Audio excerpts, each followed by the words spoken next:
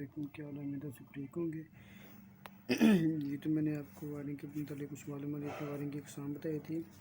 اس کے علاوہ میں نے لیڈ وائرنگ، اس کے علاوہ میں نے آپ کو جو بات تھی موٹر سرکٹ کے لیے کیبل اور فیوز کا سائز نکالنے صاحب معاملات کے لیے جو آپ کو معلومات دی تھی۔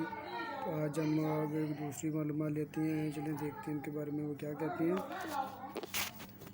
جی تو وہ کہہ رہے ہیں کہ جوائنٹس کی سولڈرنگ کرنا، ایسے جوائنٹ جو کنیکٹرز کے ذریعے نہ لگائے گئے ہوں، ان میں مضبوطی اور مستقل برقی تسلسل قائم نہیں رہتا۔ جوائنٹ کے ڈھیلا ہونے کی وجہ سے اسپارکنگ ہوتی ہے، جس کے نتیجے میں کیبلز گرم ہو جاتی ہیں، نیز ان کی مزاحمت بھی بڑھ جاتی ہے۔ اس خامی پر قابو پانے کے لیے جوائنٹس کی سولڈرنگ کرنا ضروری ہے۔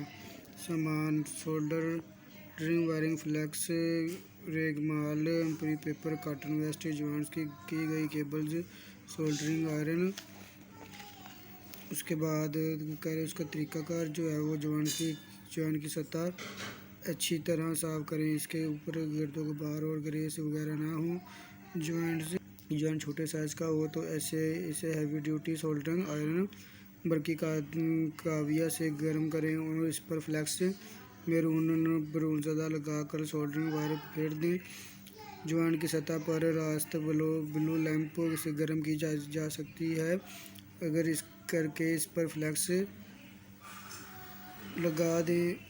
اس کے بعد وہ کہہ رہے ہیں کہ جب جوائنٹ اچھی طرح گرم ہو جائے تو اس کی سطح پر سولڈرنگ کی کئی مرتبہ لگائیں تاکہ جوائنٹ کی درزوں میں اچھی طرح سے بڑھ جائے اور اس کی سطح پر تیرنے لگیں۔ اس کے بعد وہ کہہ رہے ہیں فالتو سولڈر کو جوائنٹ کی سطح سے اتار دیں۔ اس کے بعد بڑے سائز کے جوائنٹس کے سولڈرنگ کرنے کے لیے اس کو بلو لیمپ سے گرم کریں۔ اس کے بعد جوائنٹ گرم ہونے پر سولڈر پارٹ کے درمیان میں رکھ کر چمچہ کے ذریعے اس گرم سولڈر اس کی سطح پر اچھی طرح ڈالیں تاکہ اس کی درزوں میں بڑھ جائیں۔ اس کے بعد اس نے ان کے ڈائیگرام دکھائی ہوئے دیکھیں۔ اس کے بعد وہ کہہ رہے ہیں کہ احتیاطیں: سولڈرنگ کرتے وقت درج ذیل احتیاطیں نظر رکھنا ضروری ہے۔ جوائنٹ کی سطح کو صاف کریں اور آکسیڈیشن یعنی زنگ سے بچاؤ کے لیے فلیکس لازمی استعمال کریں۔ اس کے بعد جوائنٹ کی اچھی طرح سولڈرنگ کے لیے اس مناسب درجہ حرارت تک گرم کریں۔ اس کے بعد جوائنٹ کو کم زیادہ گرم ہونے سے بچائیں کیونکہ ایسا کرنے سے اس کے کمزور اور نرم ہو کر ٹوٹ جانے کا خطرہ ہوتا ہے۔ اس کے بعد انسولیشن خراب ہونے سے بچانے کے لیے اس کے سروں پر کاٹن ٹیپ کے چند تمغے لپیٹ دیں۔ سولڈرنگ کے بعد جوائنٹ کی سطح سے فالتو سولڈرنگ صاف کر دیں تاکہ انسولیشن صحیح طور پر چڑھائی جا سکے۔ اس کے بعد کہہ رہے ہیں سولڈر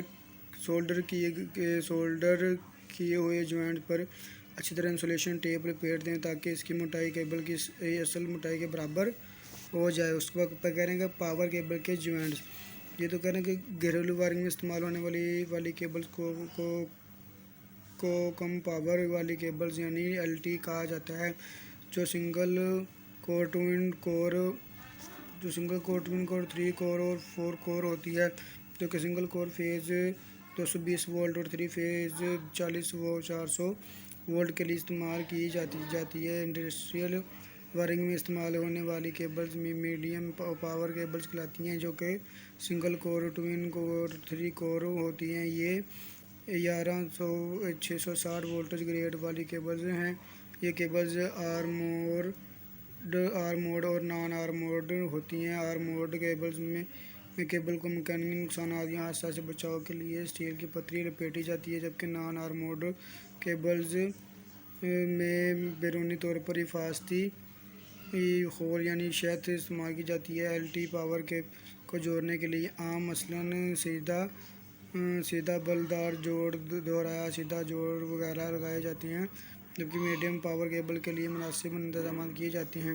سامان: PVC 3 کور کیبلز 1 میٹر کاپر یا ایلومینیم مٹیریل کی کنڈکٹرز کی موٹائی سے بڑے سائز کی کھلی سیلوتھنز انسولیشنز تھیم ٹیپ پی وی سی جوائنٹ یا باکس انسولیشن کمپاؤنڈ سپنسرز چاقو پیمانہ کمپریسرز پنچ پلائر کنڈکٹنٹ پلائر طریقہ کار ہے کیبل کو 2 برابر حصوں میں کاٹ دیں، دونوں ٹکڑوں کو ایک سرے سے تقریباً 8 انچ کے قریب بیرونی کور یعنی چھت کو کاٹ کر علیحدہ کر دیں۔ اس کے بعد وہ کہہ رہے ہیں کہ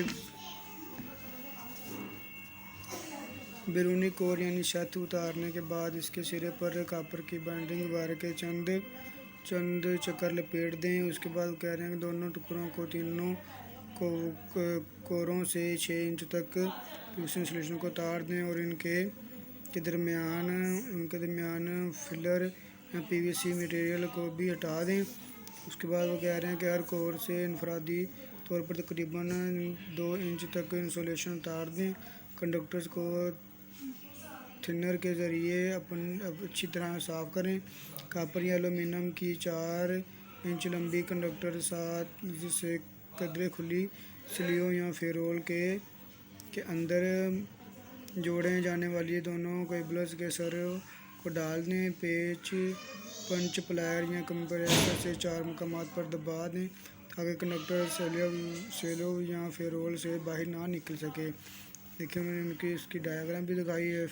فیرول کوپر سلیب وغیرہ کے کور کے جوڑ پر اچھی طرح انسولیشن ٹیپ لپیٹ دیں۔ تمام کوروں کے لیے یہی عمل دہرایا یعنی سیلولوز چڑھا کر انسولیشن ٹیپ لپیٹ دیں۔ مکمل جوائنٹ کو گلاس یا پی وی سی کے جوائنٹ باکس میں رکھ کر کیبل جوائنٹ کے دونوں سروں پر اچھی طرح ٹیپ لپیٹ دیں تاکہ جوائنٹ باکس میں کمپاؤنڈ ڈالتے وقت سروں سے باہر خارج نہ ہو۔ جوائنٹس کے درمیان فاصلہ رکھنے کے لیے احتیاط کے طور پر سپیسرز لگائیں۔ جوائنٹ باکس کے اندر انسولیشن کمپاؤنڈ ڈال دیں اور اسے سخت ہونے کے لیے کچھ دیر کے لیے چھوڑ دیں۔ اس کے بعد کریں کہ احتیاطیں سلویا یا فیرول ہمیشہ اس مٹیریل کی استعمال کریں جس کے کنڈکٹرز ہوں۔ سلو کنڈکٹرز کے اوپر اچھی طرح فٹ ہونی چاہیے۔ جوائنٹس کے درمیان فاصلہ رکھنے کے لیے سپیسرز ضرور لگائیں۔ انسولیشن اتارتے وقت چاقو کو ترچھا رکھیں۔ جوائنٹ ہمیشہ افقی حالت میں رکھیں۔ جوائنٹ برقی اور مکانی لحاظ سے مکمل محفوظ ہونے چاہیے۔ اللہ حافظ۔